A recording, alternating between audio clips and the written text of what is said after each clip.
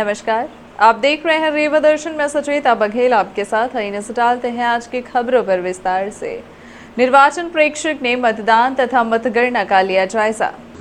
स्थानीय निकाय के निर्वाचन के लिए निर्वाचन आयोग द्वारा श्री आर गंगारेकर सेवानिवृत्त IAS अधिकारी को निर्वाचन प्रेक्षक के रूप में तैनात किया गया है। प्रेक्षक गंगारेकर ने प्रथम चरण के मतदान के दौरान कई केंद्र का भ्रमण किया। प्रेक्षक ने विकासखंड हनुमना, मऊगंज तथा नईगढ़ी का भ्रमण कर मतदान तथा मतगणना कार्य का जायजा लिया। प्रेक्षक ने विकासखंड हनुमना में ग्राम पंचायत बहुती, पटेहरा, चौहान, बिछरहटा, बराव, कुल्हा, खुरहिरा, पहाड़ी, भैंसहाई, रघुराजगढ़ एवं पिपराही ग्राम के 24 मतदान केंद्र का निरीक्षण किया। निरीक्षण के दौरान उन्होंने मतदाताओं तथा मतदान कर्मियों से निर्वाचन के संबंध में जानकारी ली। सभी केंद्रों में मतदान एवं मतगणना का कार्य सुचारू रूप से संपन्न हुआ। भ्रमण के दौरान SDM हनुमना AK सिंह, नायब तहसीलदार सुजीत नागेश, उप संचालक खनिज संजीव मोहन पांडे, जनपद के CEO अजय सिंह तथा लाइजनिंग अधिकारी GN श्रीवास्तव प्रेक्षक के साथ रहे। बारिश की बाधा के बावजूद प्रथम चरण में जमकर हुआ मतदान। नईगढ़ी, मऊगंज तथा हनुमना में पंचायत चुनाव का मतदान एवं मतगणना संपन्न। 3 बजे तक नईगढ़ी में 56.79, मऊगंज में 58.86 तथा हनुमना में 56.03% हुआ मतदान। जिले में पंचायत राज संस्थाओं के चुनाव में प्रथम चरण का मतदान एवं मतगणना शांतिपूर्वक संपन्न हुआ। प्रथम चरण में विकासखंड नईगढ़ी, मऊगंज तथा हनुमना में 256 ग्राम पंचायतों में बनाए गए 873 मतदान केंद्र में जिला पंचायत सदस्य, जनपद सदस्य, ग्राम पंचायत के सरपंच एवं पंच पदों के लिए मतदान संपन्न हुआ। मतदान संपन्न होने के बाद इन सभी पदों के लिए मतगणना का कार्य भी मतदान केंद्र में संपन्न कराया गया। तीनों विकास खंड के विभिन्न पदों के मतों का सारणीकरण करके 14 जुलाई को चुनाव परिणामों को घोषणा की जाएगी। निर्धारित मतदान केंद्रों में प्रातः 7 बजे से मतदान का कार्य आरंभ हुआ। प्रातः 9 बजे तक विकासखंड नईगढ़ी में 11.43% मतदान हुआ। नईगढ़ी में प्रातः 11 बजे तक 37.09% तथा दोपहर 1 बजे तक 42.32% मतदान हुआ। विकासखंड मऊगंज में प्रातः 9 बजे तक 13.43%, प्रातः 11 बजे तक 27.77% तथा दोपहर 1 बजे तक 44.59% मतदान हुआ। विकासखंड हनुमना में प्रातः 9 बजे तक 11.04%, प्रातः 11 बजे तक 26% एवं दोपहर 1 बजे तक 41.05% मतदान हुआ। नईगढ़ी विकास खंड में मतदान केंद्र क्रमांक 40 रायपुर भोती के लकवाग्रस्त 97 साल की महिला मतदाता लखरजुआ तिवारी ने अपने परिजनों के साथ मतदान केंद्र पहुंचकर मतदान किया। तीनों विकास खंड में पुरुष की तुलना में महिला मतदाताओं का मतदान प्रतिशत अधिक रहा। मतदान के समय प्रेक्षक श्री आर गंगारेकर सेवानिवृत्त IAS अधिकारी ने विभिन्न मतदान केंद्रों का निरीक्षण किया। कलेक्टर एवं जिला निर्वाचन अधिकारी मनोज पुष्प, पुलिस अधीक्षक नवनीत बसिन तथा जिला पंचायत के मुख्य कार्यपालन अधिकारी स्वप्निल वानखेड़े ने दिन भर भ्रमण कर मतदान के दौरान शांति व्यवस्था बनाए रखने के प्रयास किए। मतदान के दौरान 62 मोबाइल दलों ने लगातार भ्रमण कर निर्वाचन कार्यों के कानून व्यवस्था की निगरानी की। वहीं मतदान के दौरान SDM Mauganj JP Dwivedi, SDM Hanumana AK Singh, SDOP Teonthar Samarjeet Singh, अतिरिक्त पुलिस अधीक्षक विवेक कुमार लाल तथा अन्य राजस्व एवं पुलिस अधिकारी तैनात रहे। मतदान के दौरान सुबह से ही लगभग सभी मतदान केंद्र में मतदाताओं की लंबी लंबी कतारें देखी गईं। अधिकांश मतदान केंद्र में कुछ मतदाताओं की तुलना में महिला मतदाताओं की संख्या अधिक रही। कई बुजुर्ग मतदाताओं ने अपने परिवारजनों तथा सहयोगियों के साथ मतदान केंद्र पहुंचकर अपना मताधिकार का उपयोग किया। जिले में लगभग 7 साल के अंतराल के बाद हो रहे पंचायत चुनाव में मतदाताओं का अभूतपूर्व उत्साह देखा गया। कई दिव्यांग मतदाताओं ने भी अपने मताधिकार का उपयोग किया। दोपहर 1 से 2 बजे के बीच नईगढ़ी, देवतालाब, मऊगंज एवं अन्य क्षेत्रों में लगभग 20 मिनटों तक तेज बारिश होने से मतदान की गति धीमी हुई। वहीं बारिश रुकने के बाद पुनः मतदान में तेजी आई। मतदान का निर्धारित समय दोपहर 3 बजे के बाद भी कई मतदान केंद्रों में बड़ी संख्या में मतदाता मतदान के लिए कतार में खड़े रहे। शाहपुर मतदान केंद्र में दोपहर 3:30 बजे लगभग 300 मतदाताओं की कतार लगी हुई थी। पीठासीन अधिकारियों ने नियमानुसार पर्ची देकर इन सभी मतदाताओं को मतदान का अवसर दिया। जिन मतदाता केंद्र में भीड़ थी उनमें अतिरिक्त पुलिस बल तैनात रहा। शांतिपूर्वक मतदान तथा मतगणना का कार्य संपन्न कराया गया। भाजपा कार्यालय अटल कुंज में पूर्व मंत्री व रीवा विधायक राजेंद्र शुक्ल ने की पत्रकार वार्ता। पत्रकार वार्ता को संबोधित करते हुए भारतीय जनता पार्टी द्वारा सेवा, सुशासन एवं गरीब कल्याण के लिए कार्यरत केंद्र सरकार तथा राज्य सरकार के जन कल्याणकारी योजनाओं एवं रीवा शहर के विकास कार्यों के संबंध में विस्तार से जानकारी दी गई। आयोजित पत्रकार वार्ता में प्रदेश सह मीडिया प्रभारी अनिल पटेल एवं जिला सह मीडिया प्रभारी विवेक पांडे छोटू उपस्थित रहे।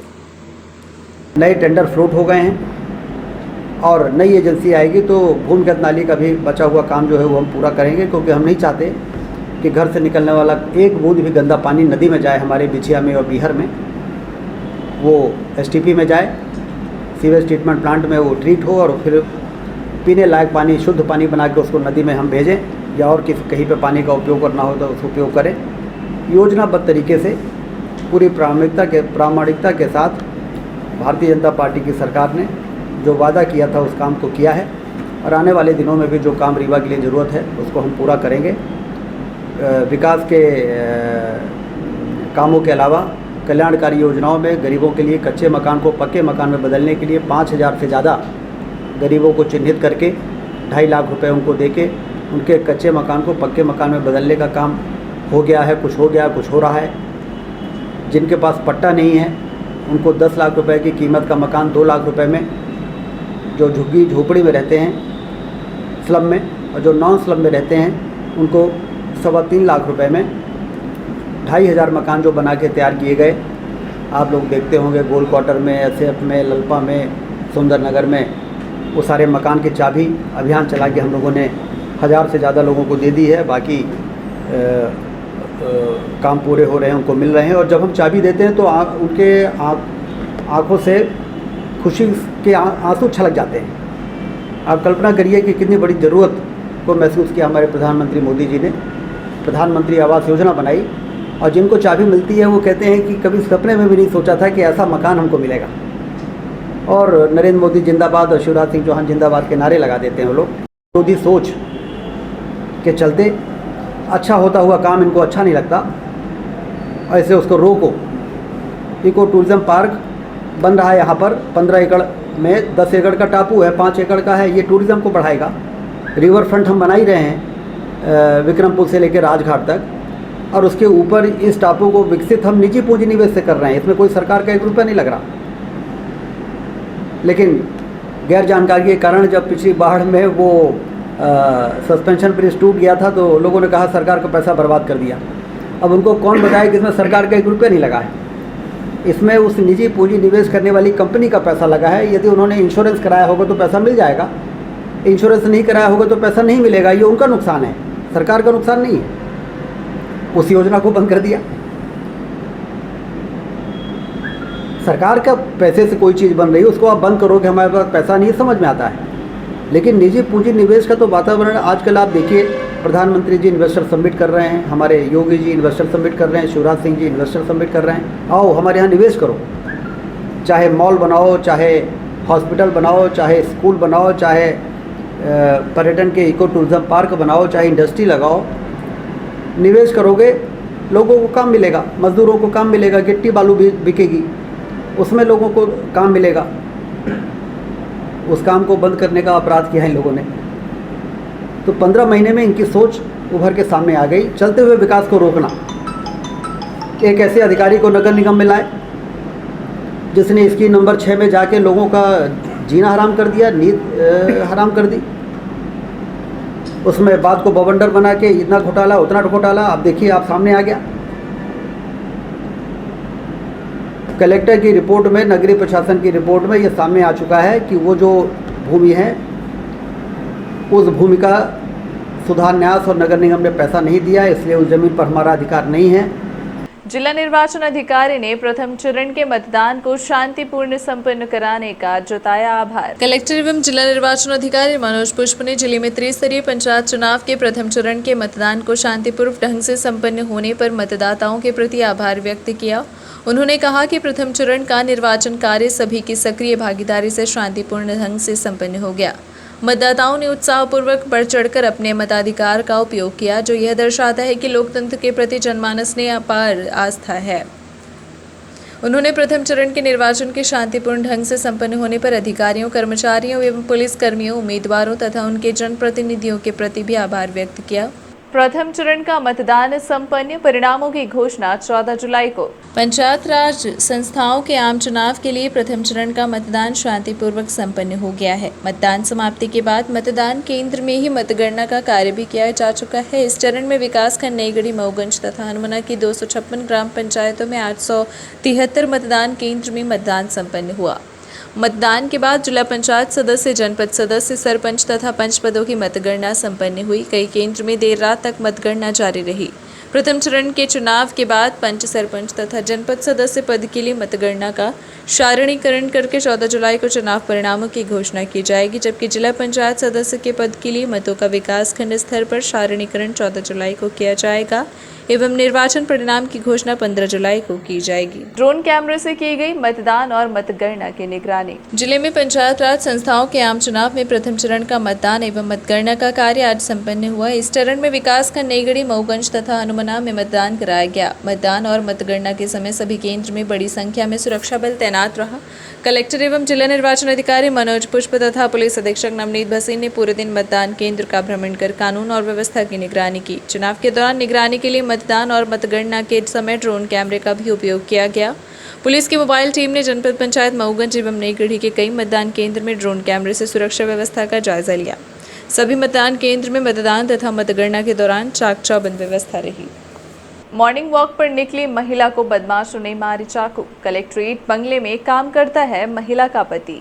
शनिवार की सुबह मॉर्निंग वॉक पर निकली एक महिला को कॉलेज चौक के समीप असामाजिक तत्वों ने चाकू मारकर उसे लहूलुहान कर दिया। इस घटना के बाद शहर में हड़कंप मच गया। वहीं घायल महिला को उपचार के लिए संजय गांधी अस्पताल में भर्ती कराया गया है। यह घटना सिविल लाइन थाना क्षेत्र अंतर्गत की बताई जा रही है, जहां कलेक्ट्रेट बंगले में काम करने वाली महिला को असामाजिक तत्वों ने पीछे से चाकू मार दिया। महिला का पति कलेक्टर बंगले में तैनात है। चाकू से घायल हुई महिला का नाम सुनीता पटेल, पति गंगा प्रसाद पटेल बताया गया है, जिसकी उम्र 32 वर्ष है। महिला सिविल लाइन कॉलोनी में रहती है। घायल महिला को उपचार के लिए संजय गांधी अस्पताल में भर्ती कराया गया है, जहां महिला का इलाज चल रहा है। वहीं महिला की स्थिति सामान्य बताई जा रही है। आगे बता दें कि मॉर्निंग वॉक पर निकली महिला पर चाकू से हमला करने वाले आरोपी को पुलिस अधीक्षक नवनीत भसीन के मार्गदर्शन में महिला थाना प्रभारी शिवा अग्रवाल ने कुछ ही घंटों में चाकू सहित गिरफ्तार कर लिया।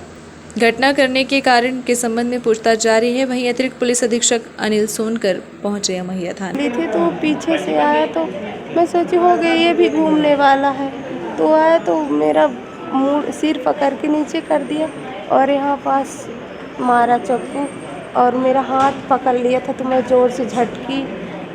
जब झटकी तो वो पीछे से भी मार के, और जब मैं खड़ी हुई तो देखा तो मैं कुछ नहीं पहनी थी, न गले में न कान में, और मेरा पल्लू पकड़ के तीन लिया था, तो मेरी वो पल्लू उल्लू सब किनारे हो गए। फिर यही चाकू मारा और मार के ऐसे जान टावर के एक ठो रोड है, वही रोड के अंदर घुस गए। मेन रोड में मारा है चाकू। कुछ सामान वामान तो नहीं लूटा? कुछ नहीं लूटा, केवल चाकू मार के भाग गए? हाँ चाकू मार। मैं पहनी नहीं थी कुछ, नॉर्मल ऐसे माला एक पहनी थी ना। कहाँ की घटना है ये कॉलेज चौराहा जान टावर के थोड़ा आगे। कहाँ के रहने वाली हैं आप? मैं सिविल लाइन कलेक्टर बनूँ। मूलभूत सुविधाओं से वंचित ग्राम निवरिया। रीवा जिले का एक बहुचर्चित ग्राम निवरिया, जो कि अभी भी विभिन्न मूलभूत सुविधाओं से जूझ रहा है। पिछले दिनों सड़क समस्या को लेकर मतदान केंद्र अलग किए जाने की मांग उठ रही थी। वहीं अब पता चल रहा है कि पिछले महीने भर से जले हुए ट्रांसफार्मर के चलते आगामी 1 जुलाई को होने वाले मतदान पर भी संकट उत्पन्न हो गया है। मामला रीवा जिले के गंगेव जनपद अंतर्गत एवं कटरा विद्युत वितरण केंद्र के ग्राम निवरिया का है, जो कि संदेहा ग्राम पंचायत अंतर्गत है। ग्रामीणों द्वारा बताया गया कि पिछले 1 माह से अधिक समय से गांव का एकमात्र 100 kVA का ट्रांसफार्मर जला हुआ है। इसके विषय में ग्रामीणों ने काफ़ी प्रयास किया और बिजली विभाग से गुहार भी लगाई, लेकिन आज तक ट्रांसफार्मर नहीं बदला गया। जबकि बिजली का बिल भर दिया गया है, फिर भी बिजली विभाग द्वारा ट्रांसफार्मर नहीं बदला गया है। गंगेव जनपद के पंचायती क्षेत्र में 1 जुलाई 2022 को मतदान होने वाला है और निवरिया स्कूल को 1000 से अधिक मतदाताओं के लिए मतदान केंद्र बनाया गया है। और अब सड़क के बाद बिजली पानी की समस्या को लेकर निवरिया के ग्रामीण मुकर गए हैं। यदि 100 kVA का जला हुआ ट्रांसफार्मर 1 जुलाई के पूर्व नहीं बदला गया तो मतदाताओं को बिजली के साथ साथ पानी की भी समस्या हो जाएगी। मैं शिवेंद्र कुमार तिवारी ग्राम नेवरिया के अंतर्गत कटरा डीसी क्षेत्र में लगा हुआ ट्रांसफार्मर जो कि 1 महीने से तकरीबन ख़राब है और छात्रों के स्कूल भी खुलने वाले हैं और पानी की आवश्यकता जैसे कि सभी को होती है और हाल में हो रहे चुनाव के कारण लाइट की आवश्यकता भी है, इसलिए ट्रांसफार्मर जला हुआ है। इसका सुधार कार्य जल्द से जल्द प्रशासन से हमारी मांग है कि करने का प्रयास करें। पाठी ग्राम नेवरिया ब्लॉक गगेओ जिला रीवा का मैं निवासी हूँ। मेरे यहाँ 1 महीने से ट्रांसफार्मर जला हुआ है जिसमें पानी की सबसे बड़ी समस्या है। पानी नहीं है पीने के लिए, दूसरे गांव से जाके हम लोग पानी की व्यवस्था करते हैं पीने और नहाने के लिए। छोटे छोटे बच्चे हैं और 1 तारीख को हमारे गांव में चुनाव भी है जिसमें पानी की भी ज़रूरत पड़ेगी और बिजली की भी ज़रूरत पड़ेगी। इसलिए और हम लोग किसान आदमी हैं, किसान के लिए सबसे समस्या ये है कि खेती करना है, पानी नहीं है तो बिजली नहीं है तो पानी नहीं है। इसलिए शासन से अनुरोध है कि जल्द से जल्द व्यवस्था करा के ट्रांसफार्मर की व्यवस्था की जाए। मऊगंज में गिरी बिजली, 3 बच्चों की मौके पर मौत, 13 लोग घायल। रीवा में फिर एक बार आकाशीय बिजली ने बरपाया कहर। मऊगंज थाना क्षेत्र के वार्ड 2 में बारिश के दौरान बिजली गिरी, वहीं बिजली गिरने से 3 बच्चों की मौके पर ही मौत हो गई, वहीं अन्य 13 लोग घायल बताए जा रहे हैं। घायलों को तत्काल उपचार के लिए मऊगंज सामुदायिक स्वास्थ्य केंद्र लाया गया, जिसमें एक अन्य बच्चे की भी हालत गंभीर होने बताई जा रही है, जिसे संजय गांधी अस्पताल रेफर किया गया है। मौके पर पहुंचे एसडीएम तहसीलदार सहित क्षेत्रीय विधायक ने वहां मौके पर पहुंचकर मौके का वार्ड नंबर 2 में यहाँ बिजली गिरी है। अभी जब तेज पानी बिजली कड़की है वर्षा, इसमें 12 लोग उसमें फंसे चपेट में आ गए। लगभग बच्चे हैं, महिलाएं हैं। हम लोग को जैसे सूचना मिली यहाँ है तो 3 लोग इसमें ऑन द स्पॉट खत्म हो गए थे, बाकी 2 थोड़ा सा सीरियस थे, बाकी सब स्टेबलिश है, स्वस्थ हैं। जैसे डॉक्टर से बातचीत हुई, उनका कहना है कि जो 2 हैं उनको अपन रिफ़र कर रहे हैं, वो भी डॉक्टरों के हिसाब से वो स्वस्थ है, क्योंकि बच्चे हैं, घबराहट है, उनको रिफ़र कर दिया गया। उम्मीद है कि स्वस्थ हो जाएगा। जिनकी मौत हुई है वो कौन थे, बच्चे थे या? बच्चे थे, तीनों बच्चे थे, बच्चे थे तालाब के पास, वहीं पर से। एम्बुलेंस में व्यवस्था नहीं हो पा रही है कि एम्बुलेंस में 2-2, 3-3 पेशेंट लेके ले जाया जा रहा है? जल्दी होने के कारण ये एम्बुलेंस में भेज दिया गया है, वरना एम्बुलेंस आ रही है। इतना समय देना ठीक नहीं था, इसलिए तत्काल भेज दिया। मृत परिवार के बच्चों को आप लोग की तरफ से क्या सहायता दी जाएगी? जो भी कंपनसेशन हो पूरा दिया जाएगा। एसडीएम भी आए थे, एसडीओपी भी आए थे, उनसे पूरी बात हुई, परिवार के परिजनों से भी उनको भेंट कराया गया और जो उनका कंपनसेशन पूरा मिले। अभी बीते दिनों एक हादसा और हुआ था जिसमें कुछ बच्चे घायल हुए थे। हाँ, आए थे। ये थी आज की खबरें। आगे की खबरों के लिए बने रहे रीवा दर्शन के साथ। दीजिए हमें इजाजत। नमस्कार।